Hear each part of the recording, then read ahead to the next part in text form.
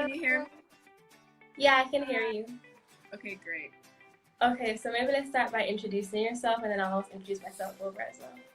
Okay, so hi everyone, I'm Isabel. I just graduated from Campion and I am now joining the class of 2026 at Princeton. Yeah. So, yes, huge congrats. Honestly, that's amazing. Like, literally so amazing. Yeah. But, and for everybody just joining, my name is Rachel Armstrong. I am in the graduating class of 2023, meaning I'm like currently in my university process. So I also just did the SATs in March, and I'm also going to be doing it over. Hi Nicole! Oh my gosh, so happy to have you. And I'm going to be doing it over this August as well. And both of our journeys were through AIM. So let's have Nicole join. Hi Nicole! Hi girls! I'm Hi. just popping in. I am looking forward to having you. But guess what? I have an absolute extra special surprise. Mm-hmm. Okay. Wild card. Hi Ali. Welcome to the So channel. as you guys know, well, you might know, Ali is going into law 6 this year. Mm-hmm. And she is also in the July SAT class. So I asked her to like talk to her friends, all of whom are also in the SAT class, and just what questions would she ask to two seasoned? Excellent. I'm not gonna say old veterans. You guys are young, clearly, especially compared to me. So so I, you can continue with the intro, but I'm handing over to Ali because she's gonna ask you guys some questions, and I'm just gonna be over here listening in the background. No problem. We're happy to have you, Ali. Oh my gosh, welcome. Before we get into anything though, I wanted to ask Isabel, just tell me a bit about how you even heard about the classes and what drew you to AIM in the first place, and then we can get into all the Ali's specific questions and everything. Sure. Well, I actually found out about AIM through a friend. I'm sure a lot of you guys know Jordan Nakat. Yeah. Really pretty popular on social media. Her mom, and obviously Jordan and Jordan's sister, Jordan's brother, are actually friends of mine, and their mom, Auntie Zane, had introduced them to Nicole. Auntie Zane is a friend of Nicole's, and she was saying, OMG, we're starting the college process now, we have to make sure we have this, because wherever I went, I knew that I needed money. Like, college is expensive. True. And Auntie Zane swore by AIM from Jordan's process. So they were like, you have to do it. So that's how I found out. And I did my consultation with Nicole, and she kind of went through the whole process of what it was going to be like, when to start what, and she said to start the classes as soon as possible. So I think, forgive my memory, I think I started the SAT group classes in the summer of 6B, I want to say. Okay. Yeah. That's yeah. Yeah. So that was the first class I took, and I actually took the SAT 3 times. But guys, that's how most people take it like 2 to 3 times. Like that's a very realistic insight on what the actual process is like. So if you are taking the SATs, don't be surprised if you end up having to take it a couple times to get that target score. Yeah. So yeah, I also kind of had a similar thing where it wasn't a friend, but my sister as well went to AIM, and it was amazing for her.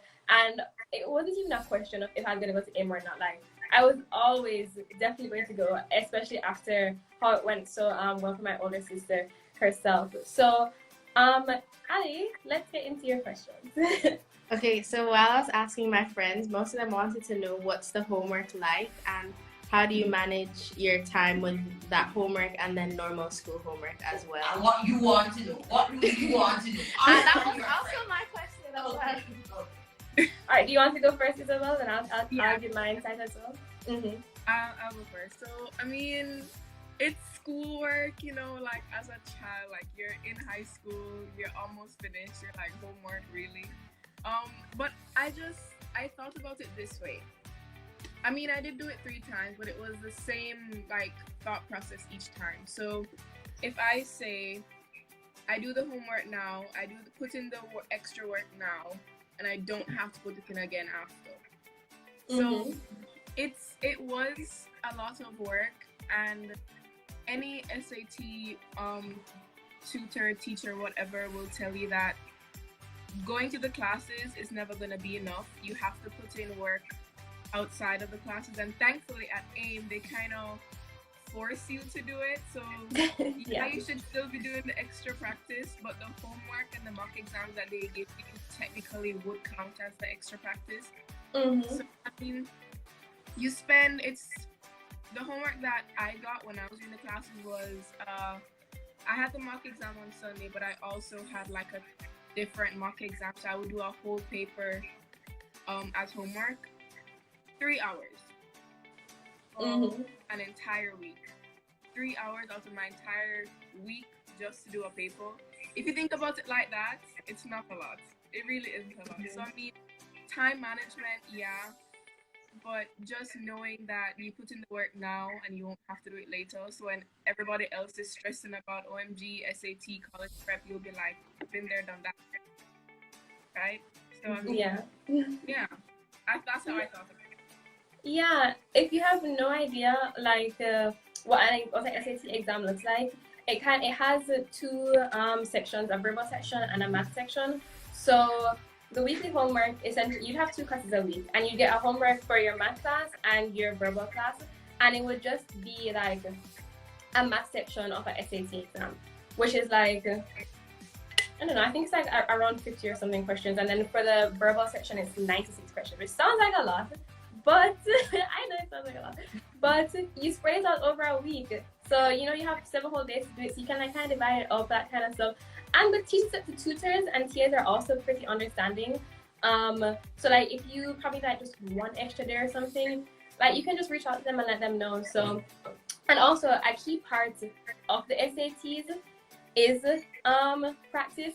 So in the end, you're gonna be very grateful for the 96 questions. Yeah, I'll also add as well, the first time I did the SATs, it was in October, so I mean, I wasn't that stressed out with school. But the second time I did it, it was in the middle of my CAPE exam, where I was doing CAPE work as well as SAT practice. I mean, thinking about back, it should have been more stressful, but honestly, it wasn't even that bad. Like, looking back at it, it wasn't.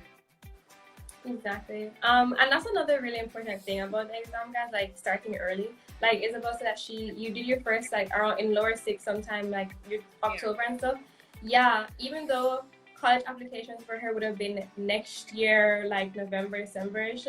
Like for early it'd be November, and then, you know, but she had to start like really early, because with the exam, like one of the most important things is time. You want to give yourself enough opportunities to take the exam multiple times if you need to. You want to that's honestly the key thing, just giving yourself enough time to take the exam multiple times. So that's why for her it's important to start well in advance. But yeah, I hope that was helpful. Yes, it was. Thank you. Next question. Oh, I also wanted to know, like, what's the actual sitting for SATs like? Like, is it just like CSEC, or like the environment of the exam? Yeah. Oh, that's a good question. Yeah. Isabel? You know, okay, how do I want to say it's a bit more structured. So you go in, before you even enter the exam room, they already know who you are. They look at the sheet, they know who you are, where you're supposed to be. If you're doing the essay, like all of that, they know it from before. And as soon as like you walk into the room, they say backs to one side, to one side. So I mean, it's pretty like, it's similar to CXC in that you're spaced out. Not just because of COVID, like naturally you are just spaced out. And I will say though, I did the SAT the first time I did it in Jamaica, and then the other 2 I did one in Florida and one in New York, and they're all the same. There's no so you get the instruction for like the thing that no one's actually listening to, but they have to do it. And you get breaks, which is actually really nice. So you get breaks in between each section, and like you can leave the room, go to the bathroom, can talk with people if you want to. In the US, you can't talk. Don't do that. Don't talk to anybody. And don't talk to anybody about the exam either. And I say that for 2 reasons. Because you're not allowed to. 2, because imagine you go to your friend and you're like, what did you put for number 13? And they say like 110 and you got 2. You're gonna be so demotivated. True. So, that is true. I think that CSEC and CAPE is like a lot more casual. Like, I don't know about like your experience, but like my invigilator, she was just chilling. Like, I don't know. Oh yeah, they were like, with SATs, as Isabel said, it's a lot more structured for sure, and like you never expect them to like skim on any step. Like, whereas with CSEC and CAPE, I feel like the invigilators might be like, and just keep going. Whereas with the SATs, like you come in, they do check your there's like a big line as well. When I was doing it, there's a huge crowd outside, and you have to like go through the process of getting ticked off and stuff. And like when you register, they ask you for a picture of yourself. They didn't check to make sure that like I looked like the picture that I submitted, but there probably might be some cases where they might have to do that, like validate that like who signed up is who's taking the exam. And then you walk in there, you sit down, you get the breaks as well after. You get a break after right before the math section and right after the first verbal section. But yeah, the biggest thing is that it's just like more structured in my opinion, like Isabel was saying.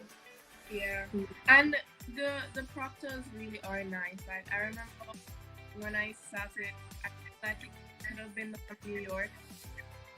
They could kind of tell that I didn't really belong there. I mean, these are all people that are going to the school. Like the teachers know like the students, and then you see me, this random girl, like who the hell is she? Everyone was so nice. The proctors were like saying, "Are you lost?" They're like even the ones in Jamaica, like when I need to go to the bathroom, they literally direct like almost walking in with me to the bathroom to like show me where it was, making sure I was like as comfortable as possible. Because I mean, it's a high stress situation. Like this is a moment that will determine where you're gonna go for the rest of your life. Like I mean, it's stressful, but they try to make you comfortable.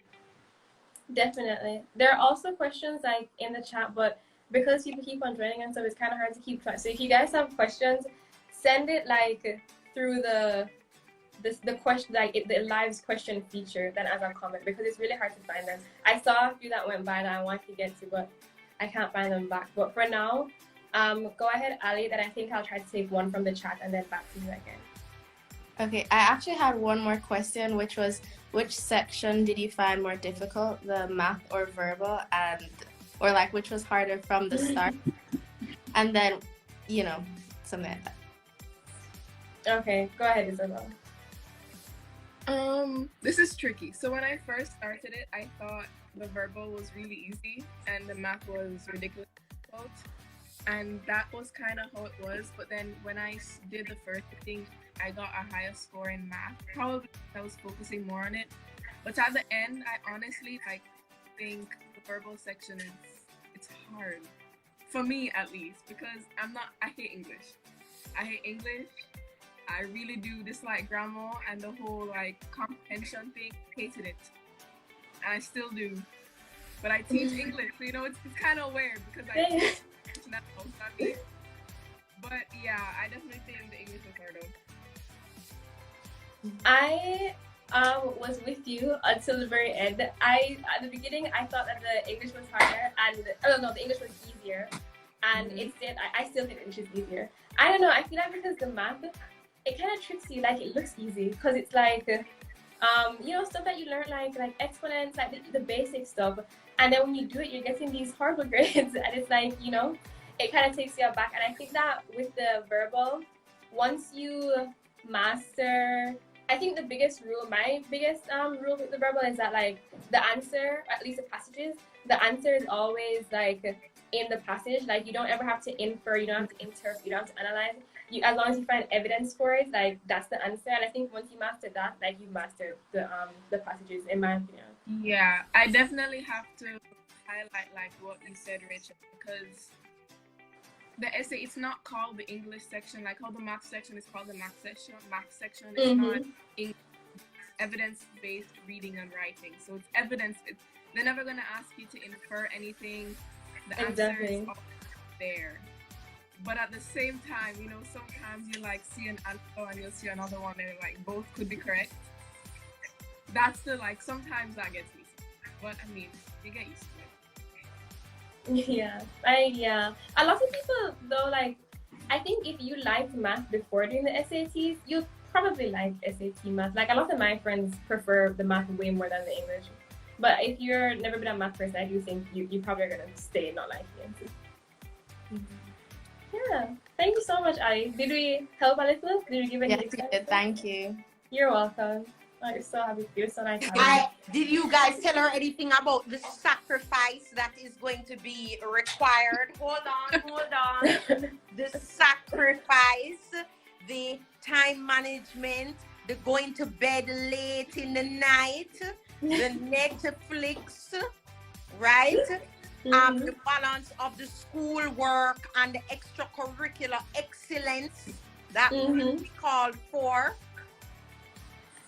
Anthony Cole, Isabel, do you have any tips for both Rachel and Aliana on successfully navigating the application process, the many essays, the times you had to redo the SAT and you couldn't believe Stephanie and Nicole were really telling you to do the SAT again?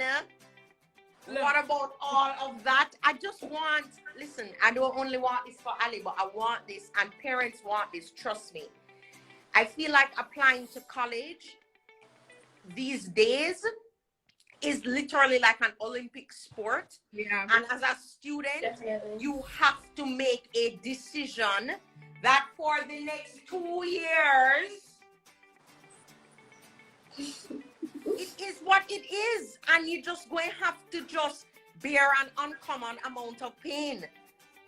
And Isabel, I want you to speak to this, not just for Ali and Rachel, who is almost halfway.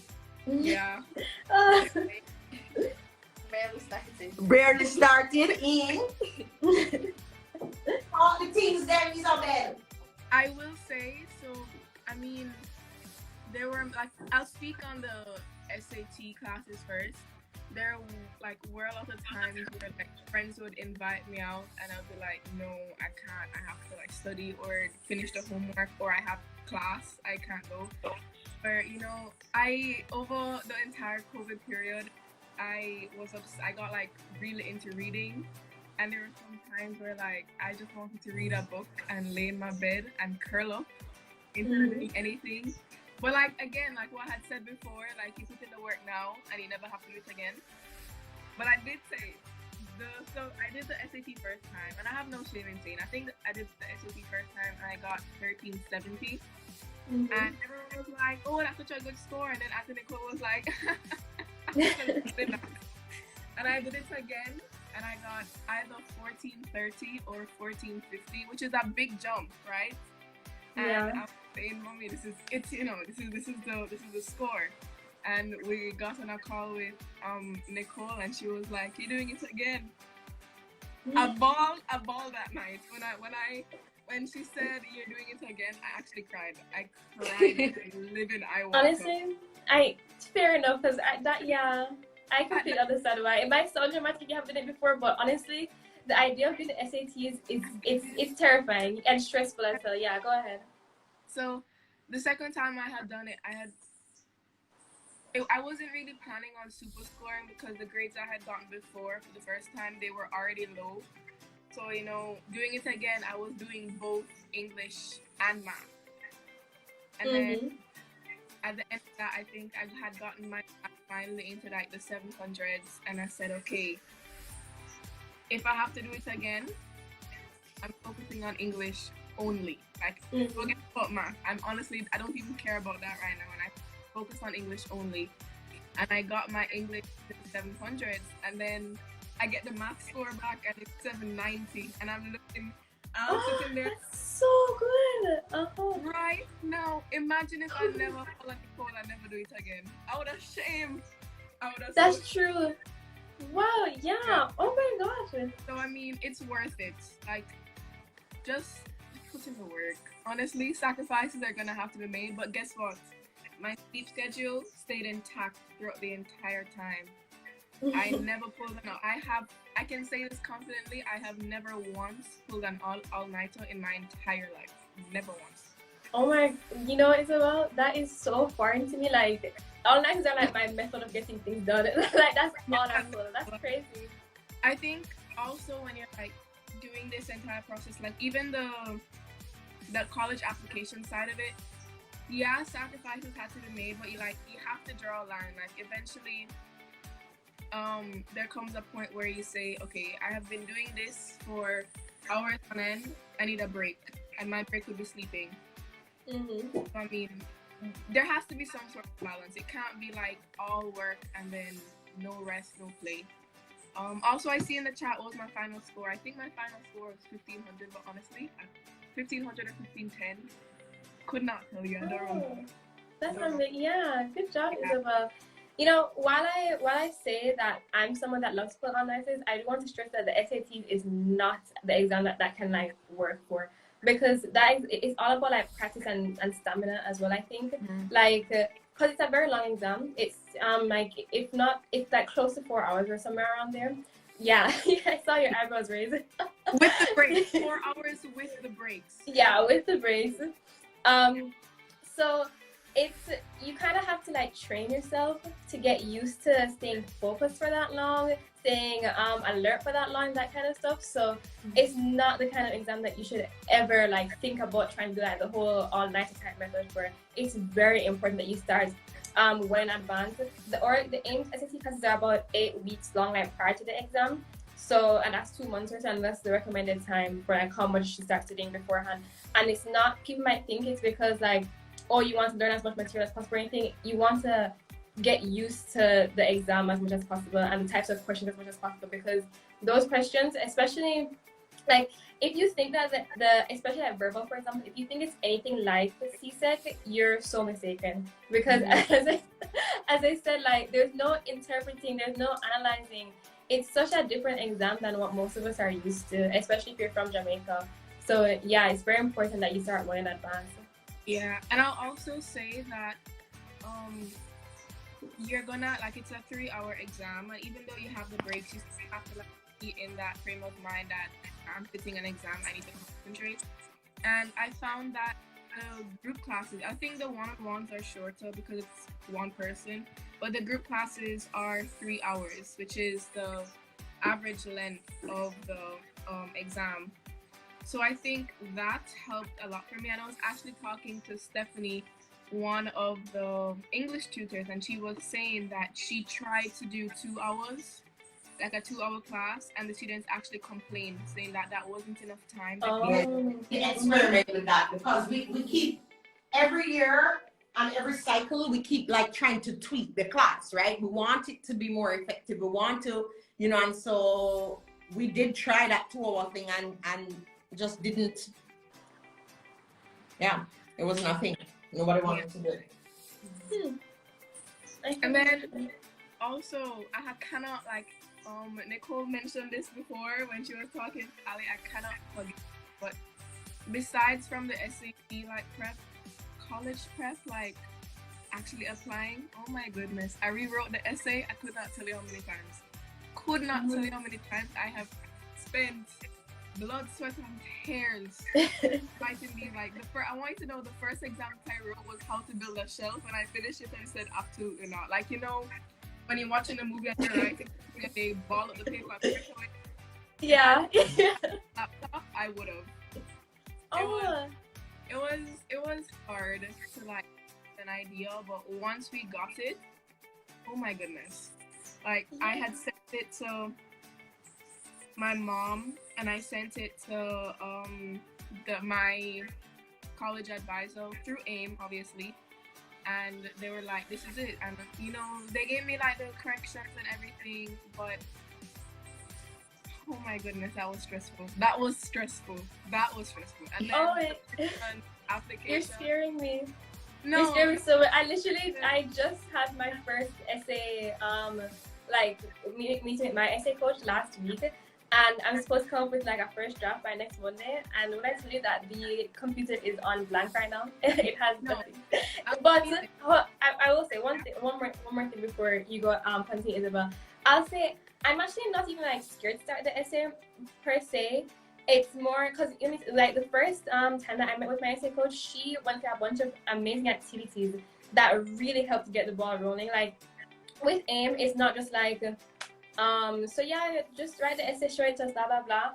They really find a way to help to draw the stuff out of you. Like the kind of activities that they do in that first meeting, I love them, and it really did. Like I know exactly, even though I haven't started yet, shame on me. I know exactly what I'm going to write about, or at least my first draft will probably be about, and I have an idea of the direction as a result of the way that my essay coach kind of taught me through the process and helped to like help me brainstorm and stuff. So yeah. Yeah, I definitely feel like the hardest part about writing the essay is coming up with the idea. And they help you do that really well. Yeah, because like once you get the idea, then writing is easy. So I remember when I did my first essay class, I think my coach had like said, look in your room right now and pick out one thing that screams at you. Mm-hmm. I think I picked the shelf. That's how the whole shelf was. Oh. Then like she had said, look back to your like entire high school life, name like 5 experiences that were like, these have been defining moments in my life. Mm-hmm. Or look back in the last 2 years in your life, this would have been 6B and 5th form. What about COVID? Did that help? And like they kind of like pulled out all like these ideas, because when you look on when you're doing your research on college essays, like all of the examples is like the time I found out I had cancer, or the time my dog died, or the time my mom had to go away to serve time in the military. Yeah. Mm-hmm. Like, I couldn't relate to those things. Like they all seem like very important life determining steps, and I knew that's what I was worried about, that I wouldn't be like, wow, I didn't have the wow factor. And then at the end, I think I wrote about scuba diving. Yeah. Oh. Imagine that. Scuba diving, from how to build a shelf to scuba diving. Yeah. Yeah. For my in my session, the activity that she gave us was kind of similar, where she asked me to think of 10 items. It was called the Museum of Me, where she asked me to think of 10 items, whether they're like they represent me or like they're actual items in my life, and then why I picked those items to like sum up like who I am. And like some of the stuff that I said tweezers, I said a bunch of stuff, but through that I have ideas for what I'm gonna write. So if you're scared of the essay, like especially as Isabel said, the hardest thing is the idea, and AIM is it does a very good job of helping you draw them out through the kind of activities that they ask you. Yeah. Oh, I had a question. Like, how long is the essay, or do you have a word limit, or is it just 650 is what I have as my limit? Yeah. 650, okay. and then that's for the general common app essay. Mm-hmm. But then for each school will have its own essay. Supplemental, essays. Yeah. Mm-hmm. And I mean, some of them, like, I think for Princeton, I had to write 7 essays. And when I tell people that, they're like, wow. 3 of them or 4 of them were 50 words. Let's be real. Those are not essays. Those are okay. Summaries. Mm-hmm. Those are summaries, right? And they were, like, really chill. Like, one of them was, what song is the soundtrack to your life at the moment? Oh, that's cute. I love that. Mm-hmm. Yeah. So, I mean, I think the longest Princeton essay was 350 words. But I know someone who had like 350 characters, and characters are like full stops. The letters and stuff. Mm-hmm. Spaces. I mean, don't fret, you're fine. Yeah. Thank you, Ali. Okay, I feel like there's so many questions from the audience in the question thing, so I think I owe it to get to at least a few. So, first question, do you need CXE qualifications to do SATs. Oh, not at all. You definitely don't need them. You just have to register. Like you just have to visit the SAT website, the College Board website, and then just register and sign up. All they ask you for is they ask you a lot of things. It's actually a really long sign up thing, a very long form. But they ask you stuff like about your previous subjects, what your previous subjects you took, stuff about like what kind of university you're looking for as well, blah blah blah. I don't think those questions are like so important. Like you don't need to press about answering them like to the, but just answer them and move on, and you get the slip that has your test center, your whatever, and that's all. They don't ask about 6 or anything like that at no point in the registration process. Ooh, someone asks, what age do you recommend doing SATs, 11th grade or lower sixth form? I would say lower six. I would say start the summer before you go into lower six. That would give you enough time to sit it however many times you need to. I think there was a question in the comments and it was asking when, like, they knew I sat it 3 times, when specifically. I think I sat the first one in October, the second one the following March. When is Mother's Day? Mother's Day in March? May. Yeah. May, because it would have been around Cape times, and then I got the last one in October again, actually. Yeah.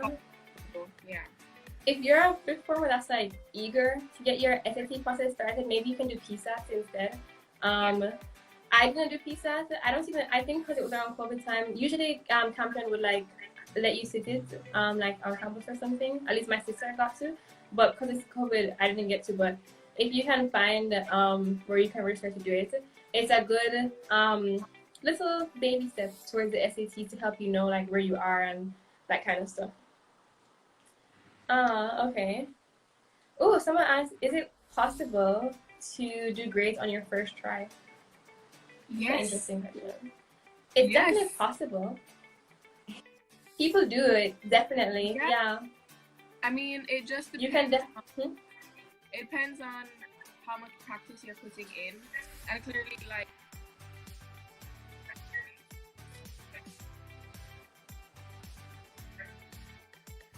Oh, Isabel, you're kind of. What is it? Just you? Is she going in and out of this? Yeah, she is. Oh, okay, maybe she'll now? reconnect and instead. Okay, you're good now. Yeah, starts over. Can you guys hear me now?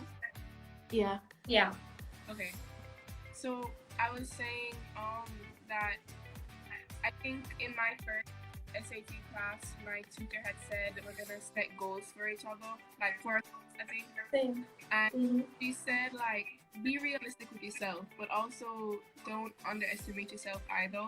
So I know I started with a low diagnostic score, so I mean I wasn't gonna expect a 1600 on my first try. So I said I was aiming for around 14 something. But I mean, it's possible to do well on your first try. I know people who did well on their Same. They have to do it again. So anything's possible. Yeah. Unlikely. Prepare yourself mentally. Yeah. It's not very common. In my math class, my teacher did say that she probably only had, and she's been teaching the classes for like years now, she probably only had 5 or so students that have ever gotten that score on their first try. But it is possible. Just don't like, if you don't do it on your first try, don't beat yourself up because the majority don't. So yeah. Okay. We also have someone asking, oh, when are the SAT classes starting?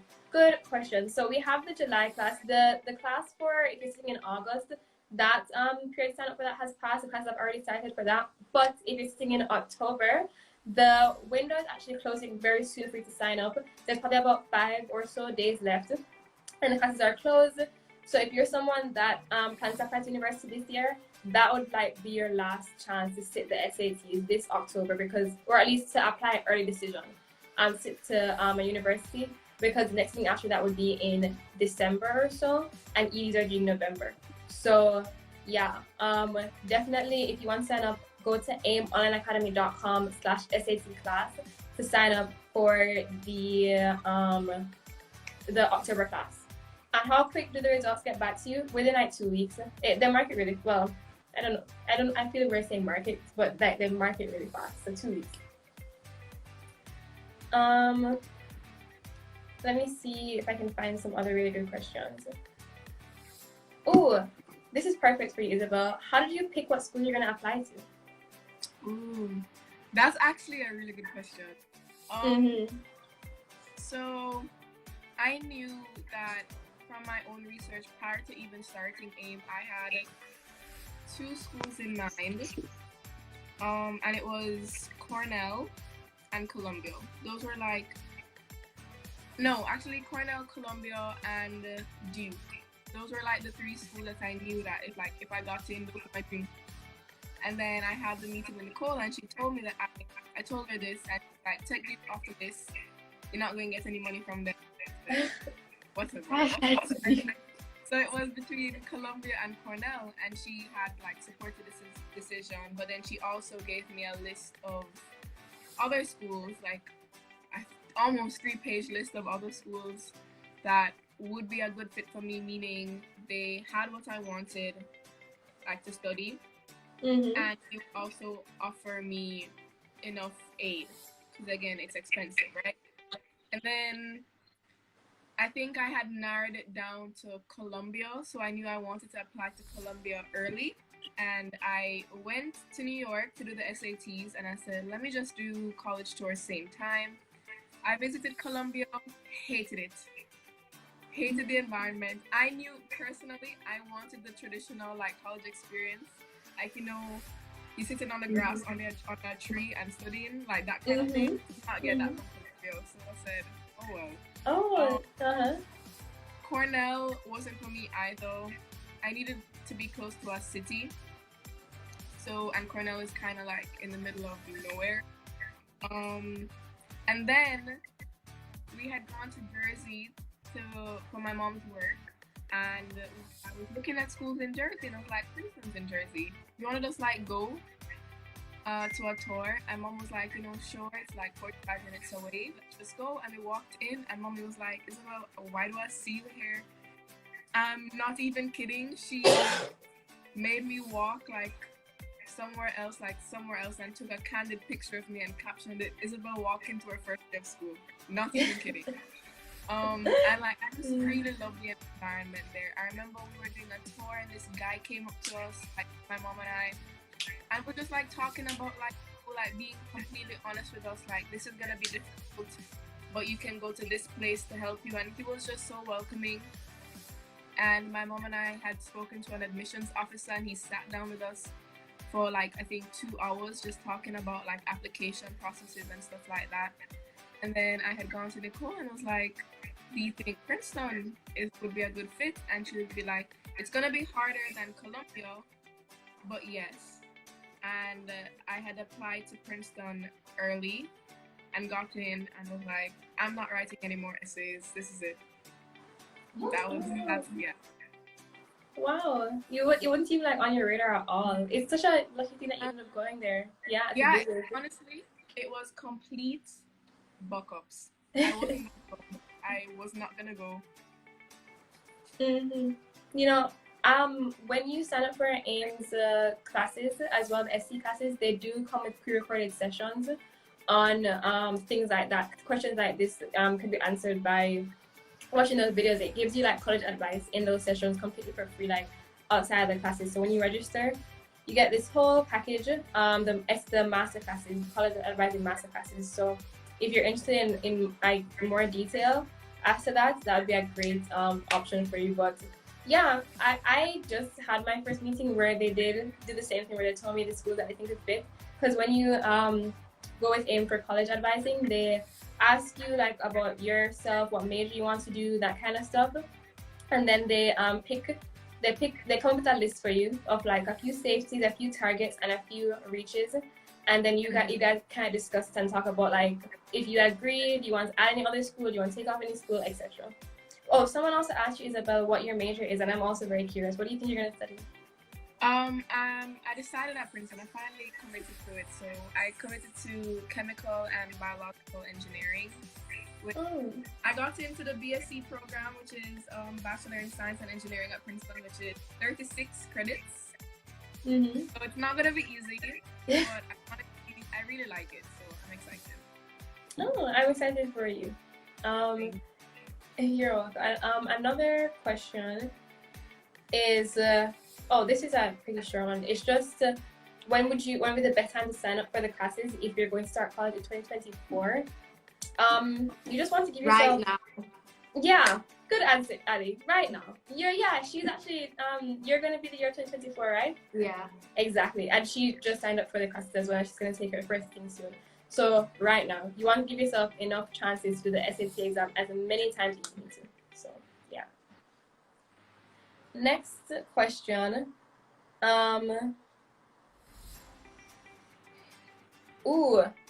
This is about the online exams. So SATs are going online. So for someone going into lower six, when are the best times to sit it? Same thing about right now. But I did want to talk about the online exam. Nicole has talked about it in her first live, but it's a little bit different than how the structure of the exams are currently. Isabel, do you know a little bit about it more, especially since you're a tutor? I was actually talking to Dominique, one of the math tutors, and she was telling me that based on what College Board has sent out, the practice papers that they've sent, it's not really matching up. I think they have to fine tune some stuff definitely. So the general idea though is that the exam is going to be shorter, so you're not going to have as lengthy questions, stuff like that. But I mean, I can't answer that completely. I have to do more research on that for sure. Do you know if it's like optional to take either the online one or the regular one? Any idea? I know that we're not gonna have it as yet, the online version. I don't think that's starting until next year. Nicole, correct me if I'm wrong. Yeah, I was hoping Nicole could jump in here because she knows a lot more about digital. Next March, yeah. She said next March they started. Right. And is it optional? Is it optional to do digital versus No, not optional? that's why if you're in the class of 2024, just follow what Ali is doing, because you must know say we'll make sure we do everything.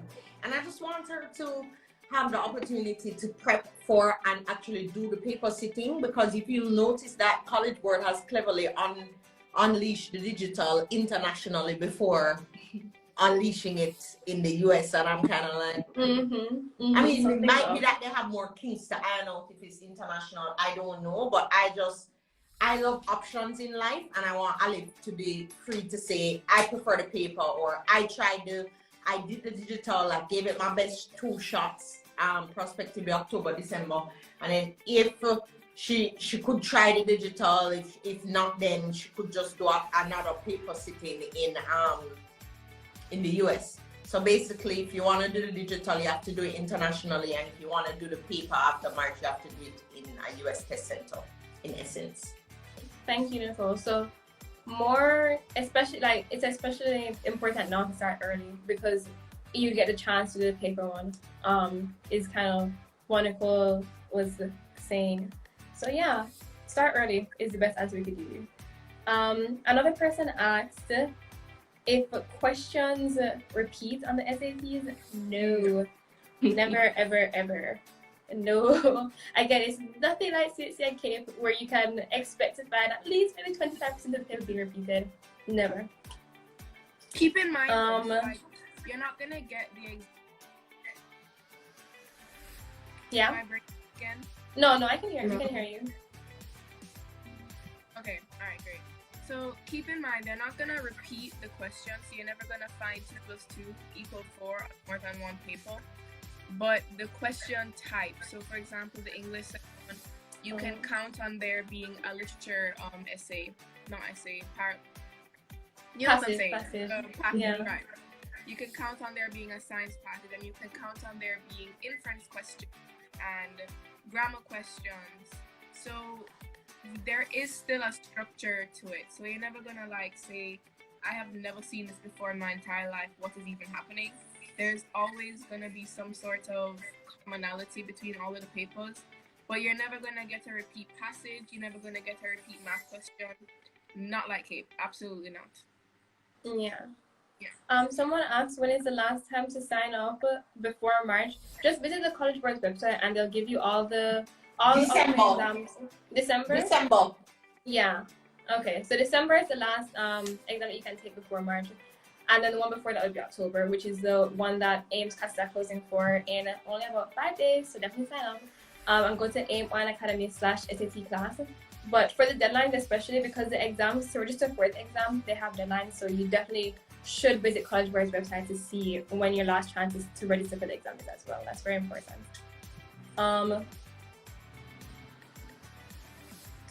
Let's see.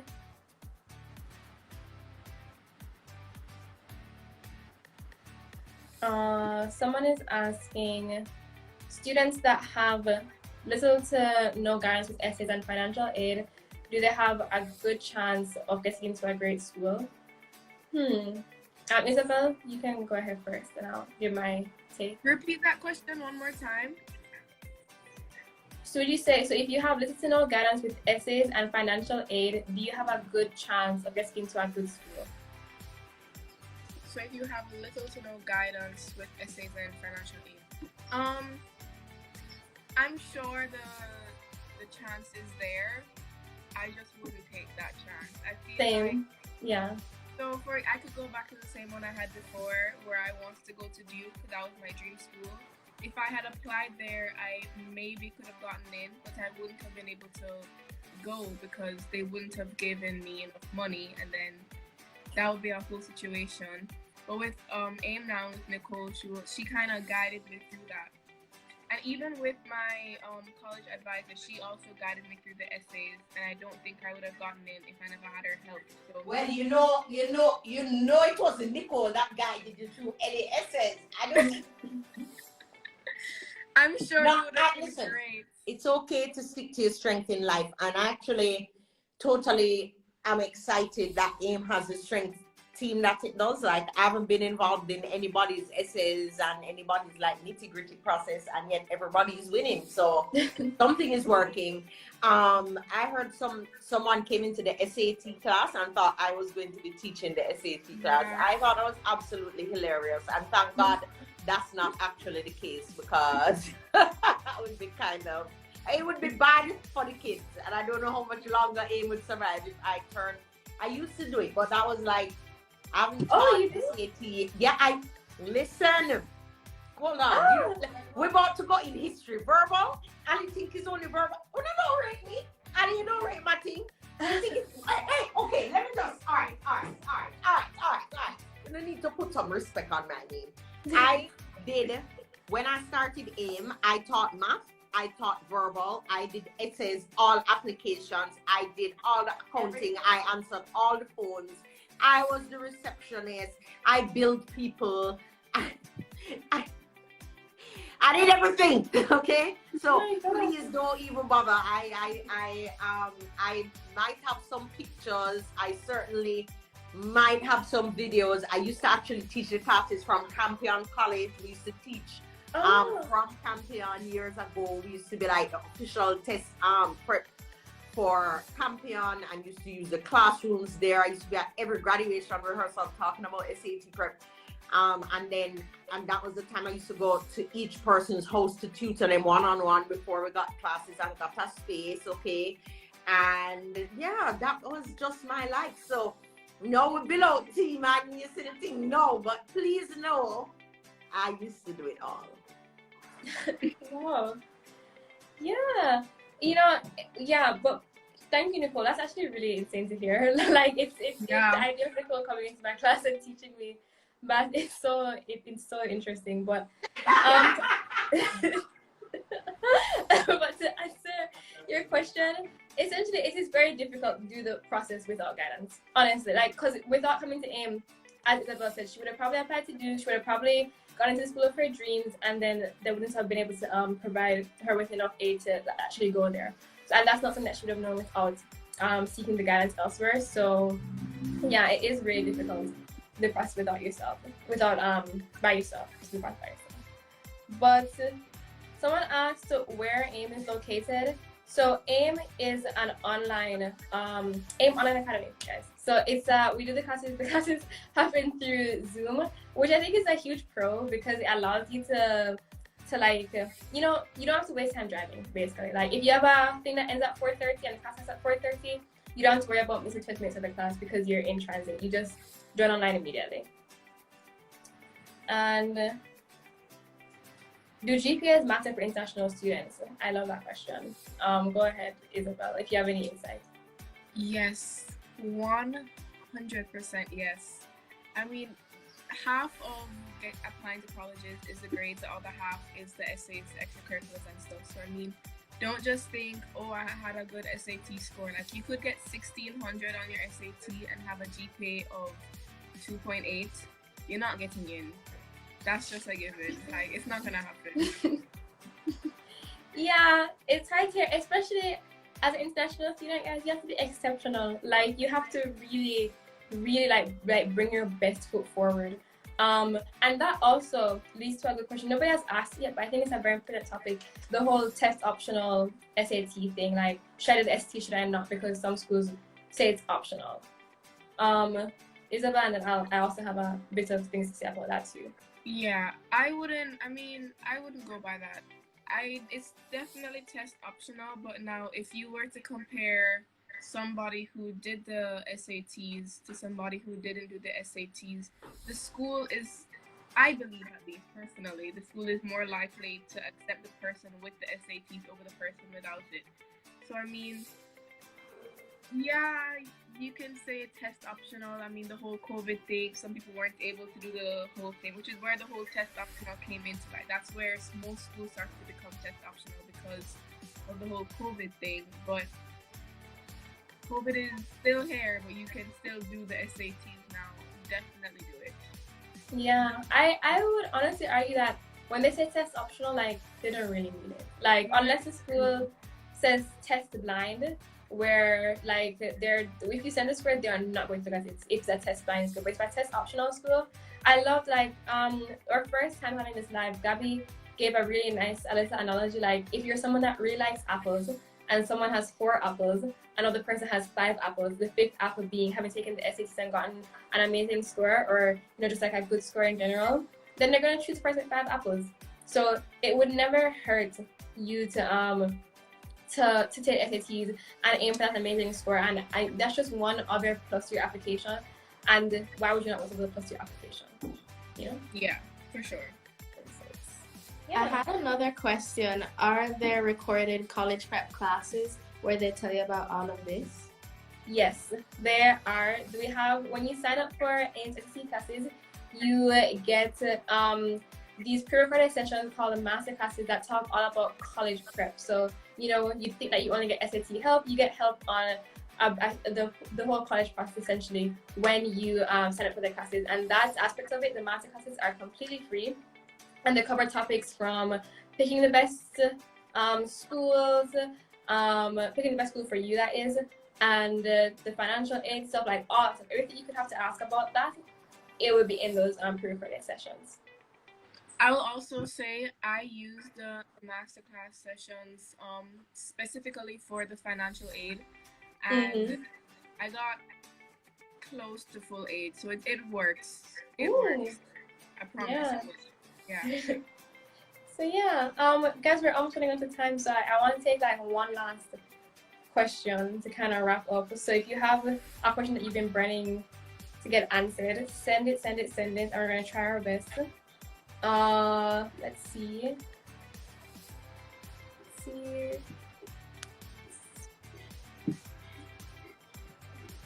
Someone asked, what would be the best? Oh, how do you get the fee waiver for SAT? Just visit College Board's website, and they talk you through that process. You just have to show that you need it, kind of, and you get when you get the fee waiver, it's enough to take 2 SAT systems.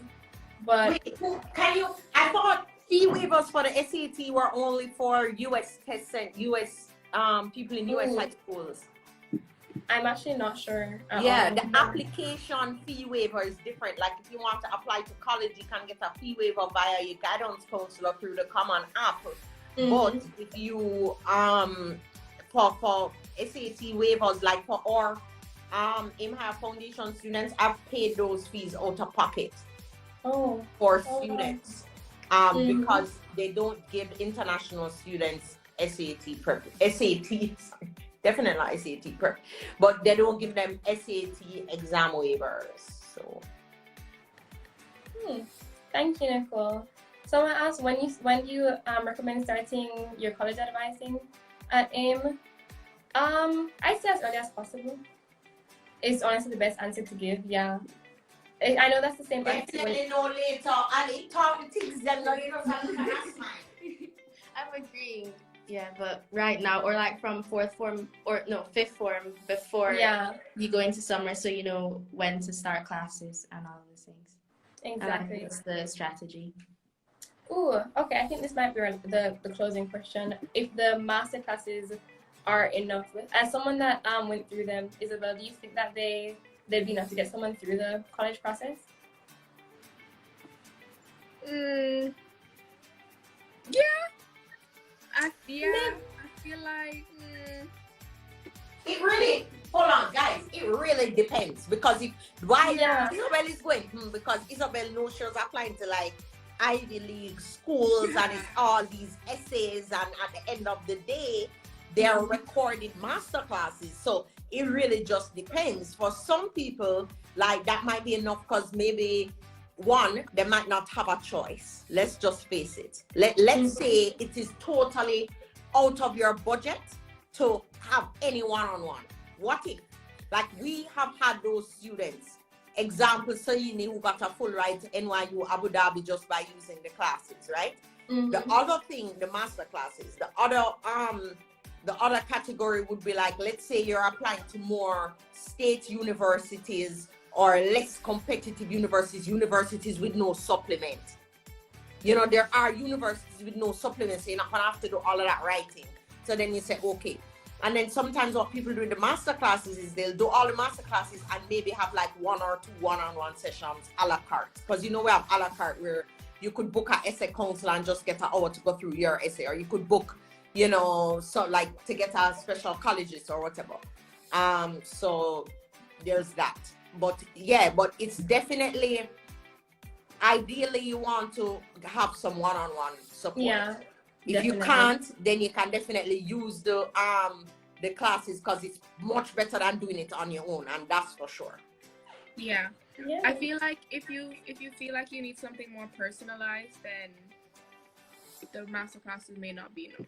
I knew that I needed something more personalized, so that's why I signed up for the. Actually, don't even remember the name of it. Yes. Anyway, thank you, Isabel. So with that, guys, I think we've gotten through as many questions as we could within an hour with Isabel. I'm going to thank Isabel so much for coming, Ali so much for asking all her questions, and Nicole so much for being here as well to chime in with her insight as well. So some closing things. If you want to sign up for the classes, guys, as we highly recommend, visit AIM Online Academy /SAT class.